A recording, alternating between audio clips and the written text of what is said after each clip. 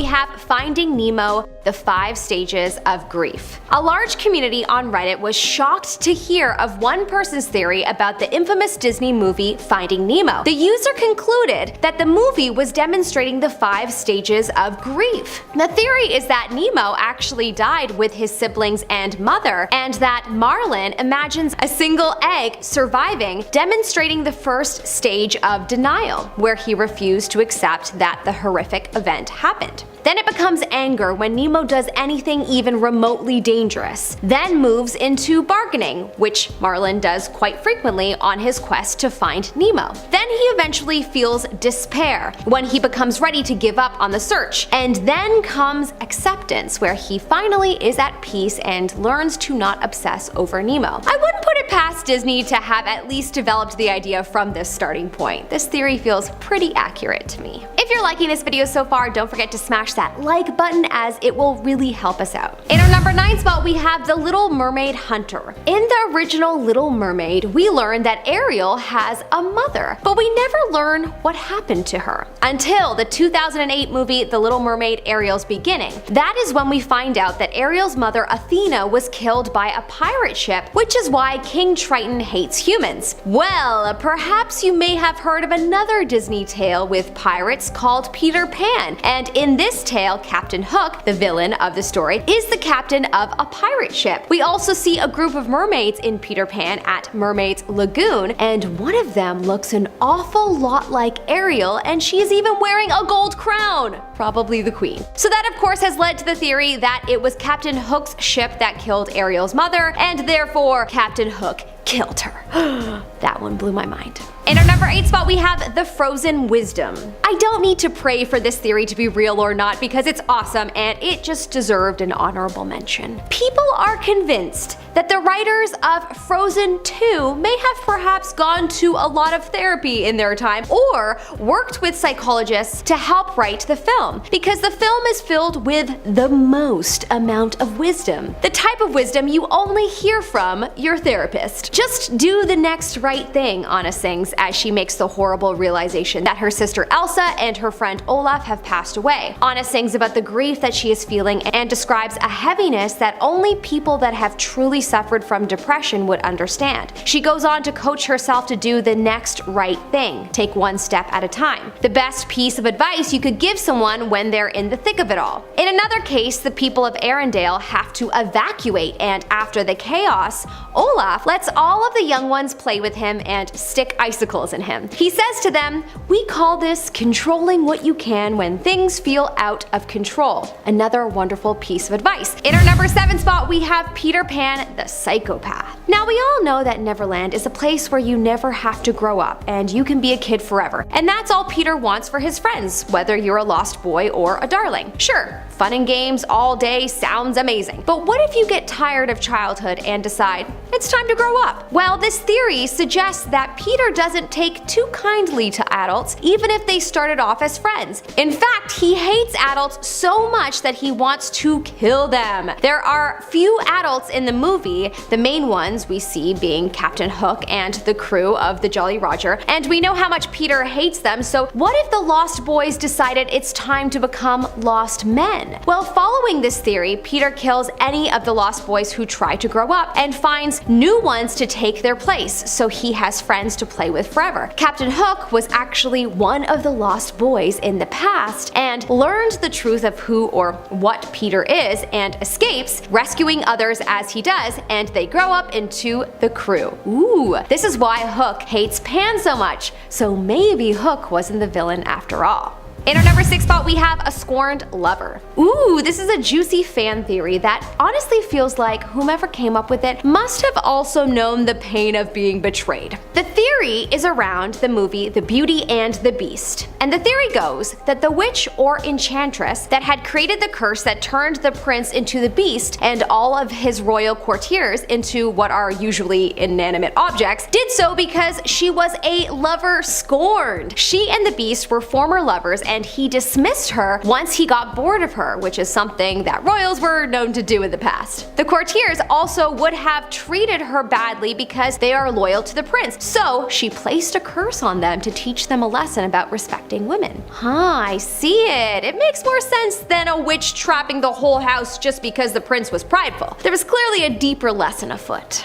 In our number 5 spot, we have Eeyore's origin. Eeyore, everyone's favorite depressed donkey. While everyone in the 100-acre wood is usually pretty carefree and happy, Eeyore seems to always be in a bad mood, and I would be too if my tail kept getting lost or stolen and my house collapsed all the time. But some theorists think that there is a more sinister reason for the gloomy nature. But for that, we need to go all the way back to the 1940s movie Pinocchio. In the film, our puppet protagonist becomes a real boy, and after some wild adventuring, he is rewarded with a trip to Pleasure Island, a land where you can do anything you want and no grown-ups can stop you. But there is a curse placed on the island, and anyone who indulges is turned into a donkey. And we see in the movie that many of the donkeys can still talk. So the theory suggests that Eeyore was once a real boy, and he made the mistake of going to Pleasure Island and was cursed to take his more furry form. But it seems he managed to escape to the safety of the 100-acre wood, and now he lives out the rest of his days longing to regain his lost humanity.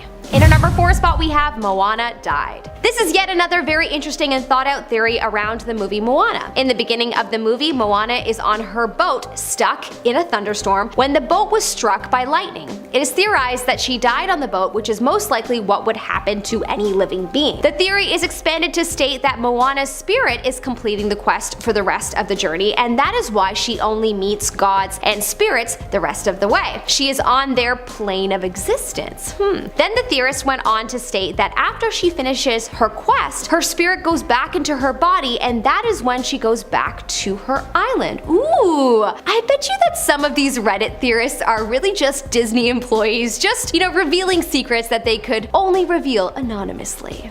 In our number 3 spot, we have The Fly. In the movie The Emperor's New Groove, Yzma has all sorts of potions to turn people into any animal you can think of, and she turns Kuzco into a llama. But I'm sure this isn't the only time she's done something like this. While most of the animals in the movie can't be understood by humans, like the squirrel only being able to communicate to Kronk through squeaks and gestures, there are obviously animals that can talk. Kuzco as the llama, Yzma as a cat, and there is one other strange example that throws the whole world of the film for a loop. The fly stuck in the spider's web. While walking in the forest, Kuzco sees a fly trapped in a web, and it is yelling out for help. But it's devoured quickly. Now, while this is an obvious reference to the 1958's The Fly, it also begs the question of who else has Yzma turned into animals. Was this one of Kuzco's once loyal subjects? And are there other jungle creatures who used to be humans out there? Let's hope they at least got to be better ones than a fly. In our number 2 spot, we have the evil trolls. Okay, here's another Frozen theory for you.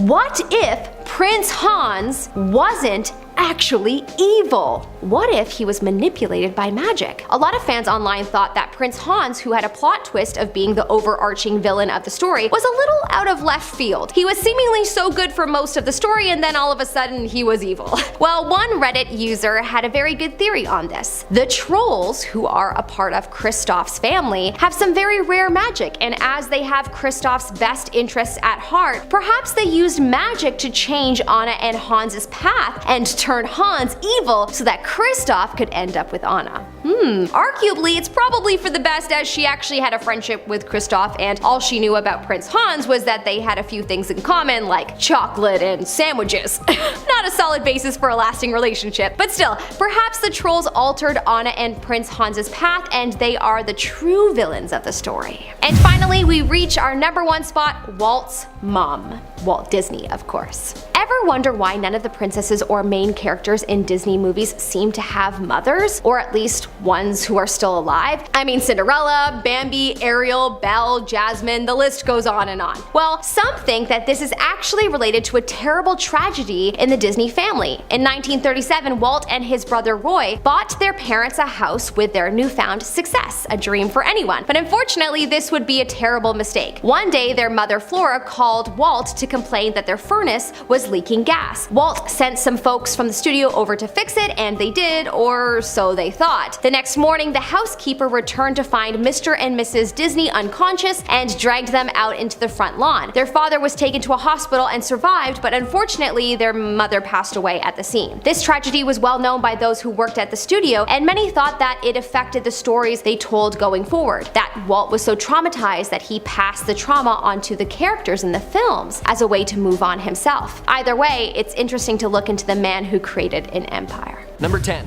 WALL-E destroyed the Earth.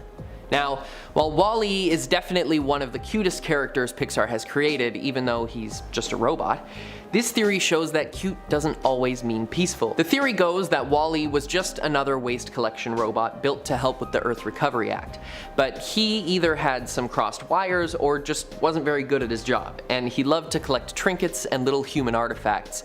But all the other robots just doing their job were compacting anything and everything they could get their little grippers on, including WALL-E's stuff. This made the little robot snap, and he started destroying the other robots bit by bit and keeping the parts for himself. We see this in the movie when he takes a part off of a downed robot to replace his worn out treads. Over time, WALL-E cannibalized the rest of the robots, allowing him to continue to function for over 700 years, way past his original life cycle. And now he can collect his trinkets while still doing his job in peace. But at what cost? With all of the other collection units broken, the trash problem only gets worse until we see the world as it stands at the beginning of the film. Number 9. Andy's Monster. Before I move on, please hit those like and subscribe buttons if you're enjoying the video so far. I'd really appreciate it. In Monsters Inc., we learn that all children have a monster that is assigned to scare them so that they can collect the screams for energy. But since all the Pixar movies are connected, that means that characters from other movies have monsters too. In one of the training montage scenes in Monsters Inc., we see Randall Boggs practicing his camouflage skills up against many different backgrounds, one of which is the same blue sky with clouds wallpaper we see on Andy from Toy Story's bedroom walls. Since Randall is the only one who can turn invisible like this, it shows that he is preparing up against things he may actually have to blend into. Randall seems to be the reason that Andy needs his toys for protection. Other scenes in the movie show a room that has the same poster Sid does in his room, showing another connection to Toy Story and why Sid may have been so mean. Number 8. Marriage turned inside out. I love Inside Out for giving a generation of kids a way to think about their emotions and teach them that finding a balance and talking about your emotions is the real key to happiness. But not all the characters in the movie have learned that lesson yet. It seems as though Riley's parents have a lot of work to do on their own, or more likely, together. When we have the brief glimpses inside of her parents' heads, we can see what's really going on. Sometimes her dad just isn't listening and is replaying an old memory, or sometimes they're distracted by their own emotions. While we would all hope that joy is the emotion running all of our controls, it seems that her parents aren't so lucky. Her dad's main emotion seems to be anger, with him running the show, yelling and getting literally hot-headed at the slightest things, while inside her mom's head, sadness takes center stage. This shows that the two may not be in the healthiest of places on their own, let alone as a couple. And I'm sure that this has led to some strife in Riley's life. Personally, I think that everyone needs to see a therapist a few times in their life. It really helps, I promise. And hopefully Riley's parents get some counseling and can learn to put joy back at the center of their controls. Number 7.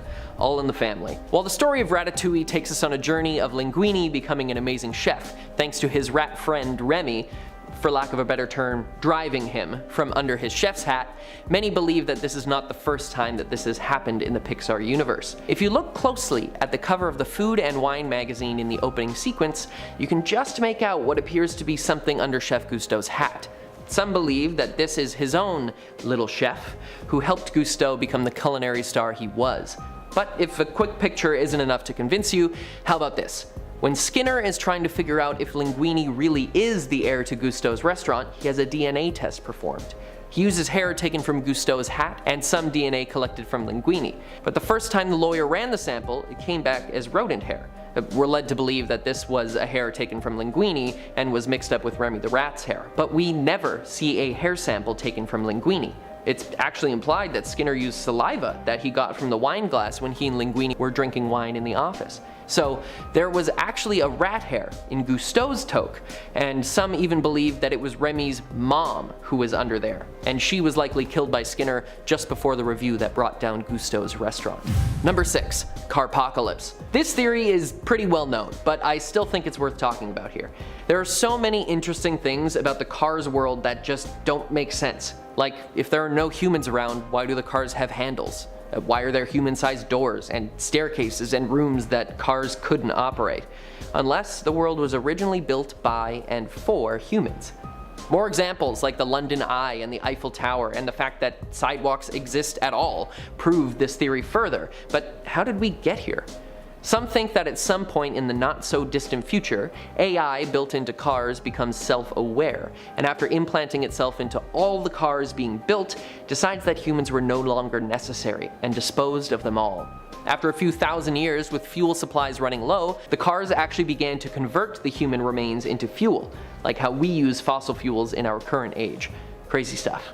Number 5. Crazy coincidence. Sticking in the Cars universe, we actually now get to include the Planes movies as well. These films obviously take place in the same world, as planes and cars are seen interacting together all the time. But Planes gave us a very interesting look into the anthropomorphic vehicle's history. We learned from the character Skipper that he fought in what was essentially World War II. But we've established already that there are no humans left on this world, so does that mean that the cars have repeated some of humanity's worst atrocities?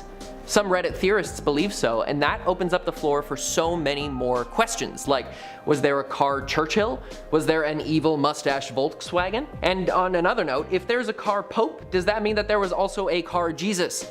So many questions, so little gas mileage. Number 4. Incredibles United. There is a steadfast rule in the Incredibles films from superhero costume maker Edna Mode.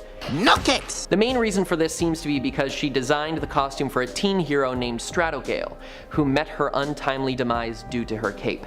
Stratogale had many powers, including the ability to talk to birds, and unfortunately, like many birds before her, she got caught in an airplane turbine. But since a bird in an engine causes major damage to a plane, surely a whole human would cause way more. In 1989, one of the worst single aircraft disasters happened when United Airlines Flight 232 suffered an engine failure, causing the plane to crash land, and only 184 of the 296 passengers survived. The plane in The Incredibles bears resemblance to one from United Airlines. Heroes have also been in hiding for 15 years until the film's release in 2004. 15 years before that being 1989. Some believe that in the Incredibles universe, the tragedy of Stratogale and the crash of Flight 232 are one and the same.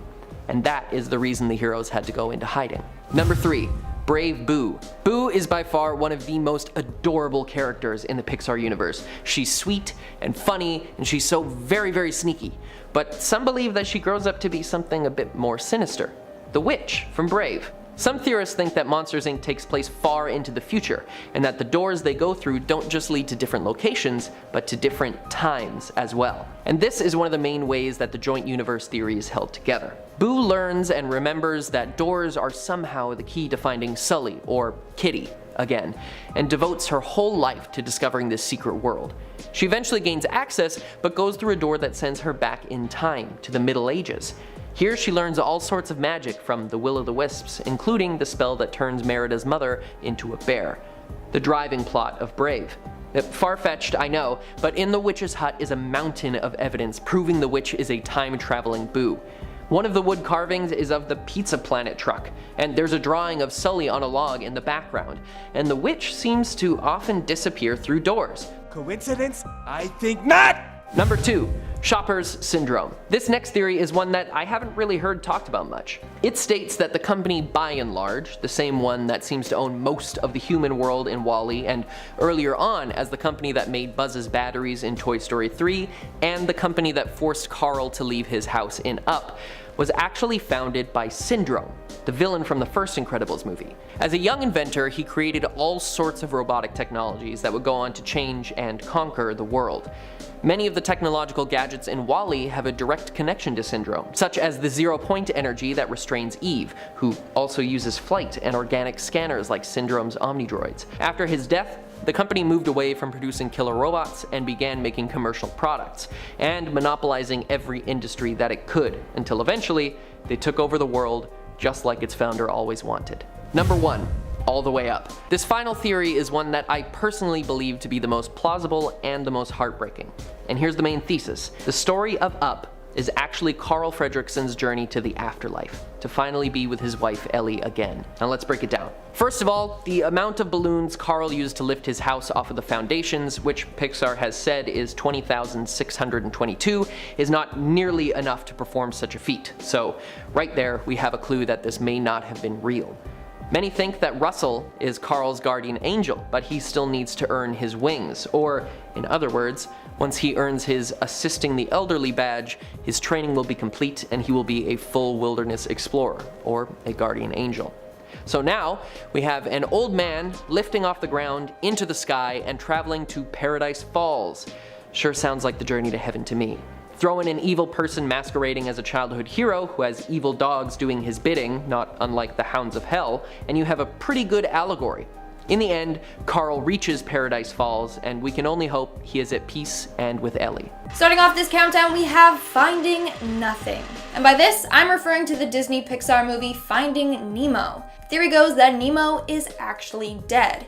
Sadly, he didn't survive the attack at the beginning of the film that killed his mother and siblings. The whole movie is actually about a father trying to come to terms with the death of his wife and kids. As a result, Nemo is a figment of his imagination. Now, all the pals that we see along the way are all trying to help Marlin cope with his grief, whereas Dory is said to be his psychiatrist helping him along his journey to acceptance. In fact, the movie shows the 5 stages of grief. First, we have denial, which we can see by Marlin always babying Nemo and not wanting him to go to school. Then we have anger, which was when he got mad at Nemo for swimming out too far. We got bargaining, which was his entire journey across the ocean. Depression, which was when he almost reached Nemo and then he saw him getting flushed down the toilet. And then finally, acceptance, coming to terms with the loss of him. In fact, Nemo in Latin means nobody or nothing.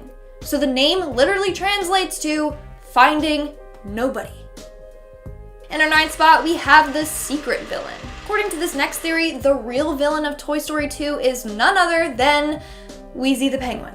Yeah, that's right. In the movie, Woody finds Wheezy all dusty and alone on Andy's bookshelf. For years, he had been severely neglected by Andy, all because he has a broken squeaker. As a result, he became very jealous of all the other toys that Andy loved to play with, especially Woody. Therefore, Wheezy decided to include himself in the yard sale, knowing that Woody would try and come to his rescue and hopefully be sold in the process. It was his scheme all along to try to get rid of his competition and become Andy's #1 favorite toy. Moving on to number 8, we have the pathological liar. Who am I referring to? Cinderella, of course. The story of Cinderella is told from her perspective, but others claim that her stepmother and sisters aren't as sinister as she makes them out to be. In fact, this theory takes a look at it from their perspective. So Cinderella was a young girl from a wealthy family. She was very privileged and never had to do any chores. When her stepmother came into her life, she was trying to teach Cinderella that she can't ride on her privilege and her family's wealth. So she gets her to start helping around the house by doing household chores. But since Cinderella has never done any chores in her entire life, she feels like she's being punished. And she makes everything more dramatic than it actually is. So she acts like she's doing really cruel chores. Then her sisters seem evil since they are living in a house that's rightfully hers. So the whole movie is about Cinderella overreacting to every little thing, simply because she has a poor work ethic. In our 7th spot, we have the evil nanny. Mary Poppins may be a little stern at times, but she only has the best intentions, right? Or does she? According to this theory, Mary Poppins is the master at manipulation. She may seem practically perfect, but in reality, she is a cruel demigod that is trying to gain control of the entire human race. I mean, she definitely has superhuman capabilities, like, hello, her endless bag of stuff, or the fact that she can fly with an umbrella. Now, her plan begins by infiltrating families and getting them to conform to her ways. All the families end up blindly following her ways. We see that she has mass admirers and devoted followers. She is slowly but surely taking control over families so that they will always do what she says, and she can end up ruling the world with a loyal following. In our 6th spot, we have Up to Heaven. The Disney Pixar movie Up has one of the saddest beginnings in Disney movie history. It's a real tearjerker. The only thing worse than that might be this theory. So according to this theory, Carl died in his sleep shortly after his wife passed away. The adventure he goes on through the movie is his journey to the afterlife. I mean, he literally is in his balloon house floating up to the sky, aka towards heaven. Russell is his guardian angel trying to make sure that he gets to heaven unharmed. We are now at our 5th and halfway mark with The Purge. This one has got to be one of my personal favorites, just because of how outrageous and hilarious it is. So we all know the movie High School Musical. I mean, it's a movie that defined my childhood. To this day, I still have every single song memorized, and yes, I brag about that, okay? Those songs are everything. Anyway, this theory suggests that High School Musical and The Purge exist in the same universe. I know, but how else can you explain how the students get away with trashing the cafeteria, or how Lava Springs in the second movie didn't get shut down, or how Miss Darbus got away with forgery by applying to Juilliard on behalf of Troy? Seriously, none of their actions have consequences. You know where else you can get away with anything? On the Purge night once a year. Just saying. Making our way down the list at number 4, we have the hallucinations. Let's move on and take a look at Alice in Wonderland, shall we? Whether we look at the book or the Disney movie adaptation, it seems like the theme of drug use is always apparent. This theory states that Alice is a drug addict that would go on crazy trips. In fact, it is said that the author Lewis Carroll was an opium user. It was rumored that he was on drugs while writing this book. So in the Disney movie, we have the caterpillar that is constantly taking hits from his pipe. We have Alice who drinks potions and eats mushrooms and other edibles that have different effects on her body, quite literally, and the whole movie is filled with crazy characters and events. So the White Rabbit is the alias that her drug dealer goes by. He says, "I'm late for an important date," meaning he's got to be on time for all these drug exchanges. The theme of madness present throughout the film highlights how dangerous the effects of drugs can have on you and how it can cause you to spiral into madness. In our 3rd spot, we have The Gruesome Murder. The Emperor's New Groove was actually a really good movie. Like, it deserves more attention. Like, Yzma and Kronk are an iconic duo. Now this theory shows how evil Yzma actually is. In fact, it's thought that Cusco isn't the first human Yzma has turned into a creature. So in one of the scenes, Cusco ends up wandering into a scary looking jungle. While doing so, he witnesses a fly trapped in a spider web.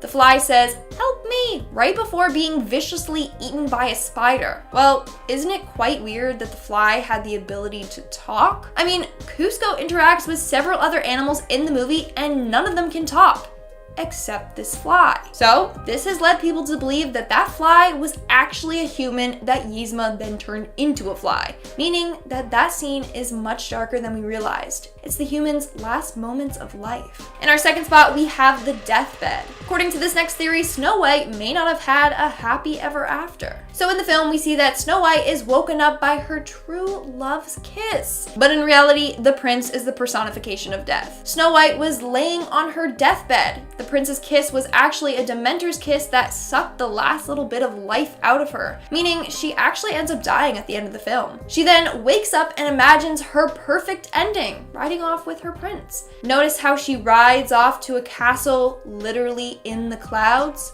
Hello, she's on her way to heaven. And in our number 1 spot, we have the Angel of Death. This theory revolves around the film Peter Pan, Peter being the angel of death. Theory goes that Peter comes and takes the souls of dying children. He then takes their hand and guides them to heaven, aka Neverland. Now, this explains why the Lost Boys and other kids in Neverland don't grow up.